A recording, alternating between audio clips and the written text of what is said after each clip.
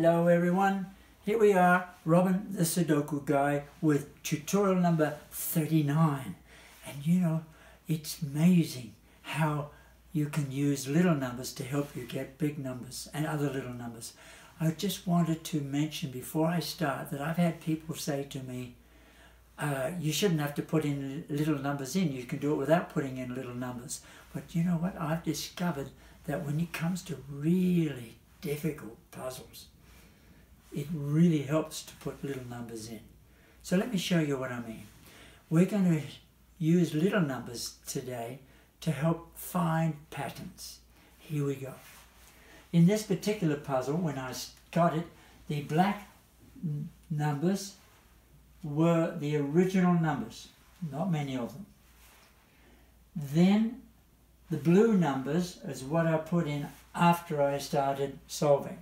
And I started off by using the basic principles, LCR and TMB and things like that, and cross meet, all kinds of things like that. But it got to the stage where, I think there's going to be something in the middle here with this line that I've put in.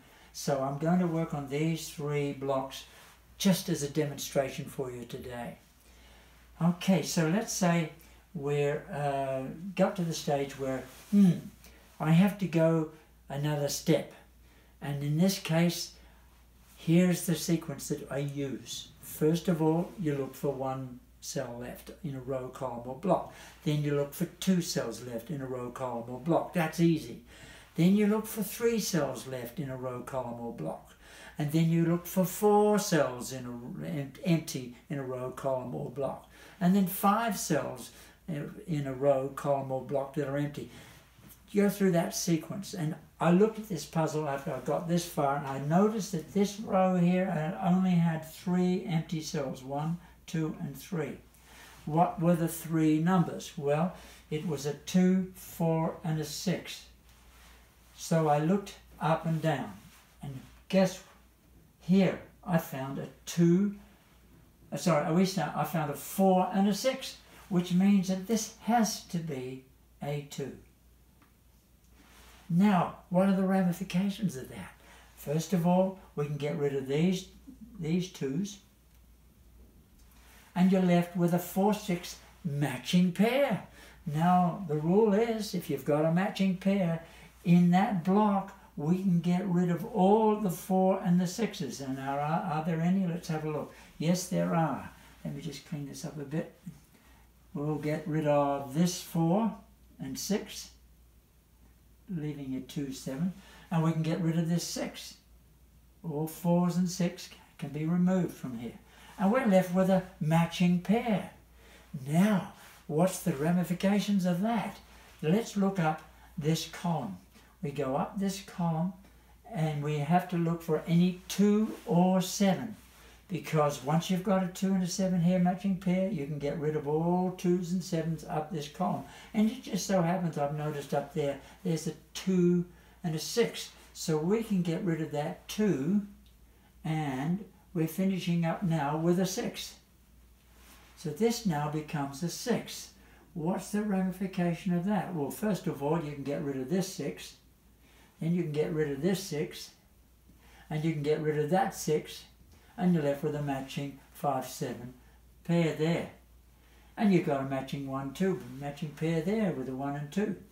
Now, continuing on with the 6 though, if you come down here, now we have a 6 here we can get rid of.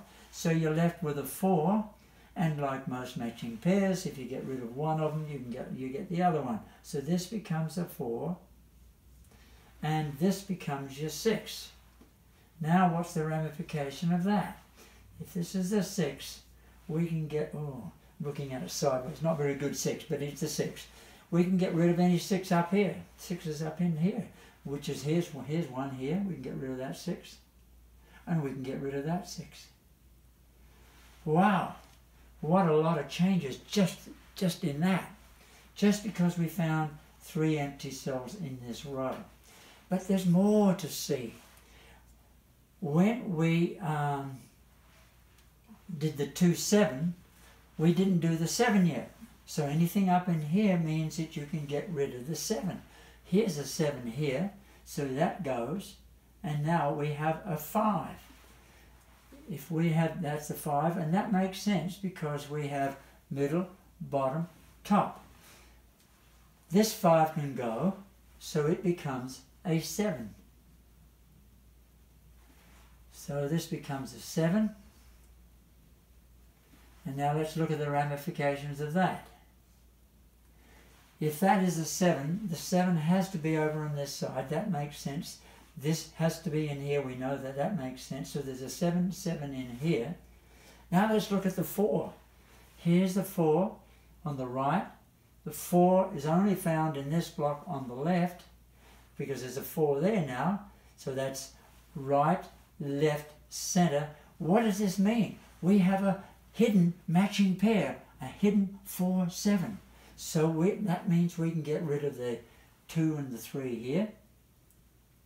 Oh boy, get rid of the 2 and 3 there.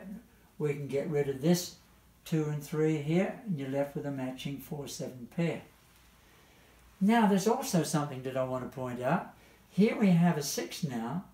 Over here, that's the only place in this block we can find a 6. And we have a new 6 up there because we have a left, a right, that's the only 2 places a 6 can go, and a center. That is part of a matching pair because here we have a 5, here we have a 6, 5.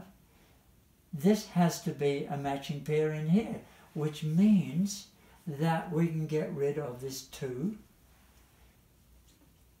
and we can get rid of that 2, 3, leaving a matching pair. And we've also, as a result of that, got a 2, 3 matching pair in here. Let me just point out something else that there's always 2 ways of looking at it.